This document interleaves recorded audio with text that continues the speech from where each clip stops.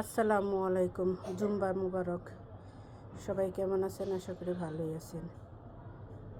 আজকে জুম্বার দিনে কী আয়োজন করছি সেটাই আপনাদের দেখাবো।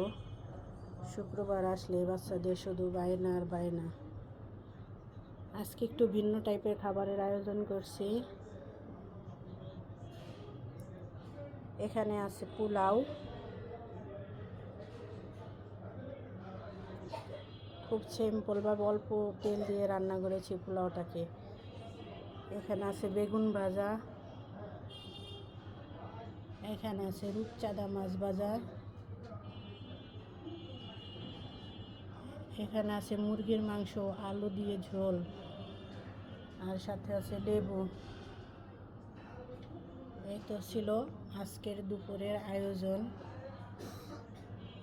কেমন হয়েছে সবাই জানাবেন, আর চলে আসবেন সবাই। আল্লাহ হাফেজ।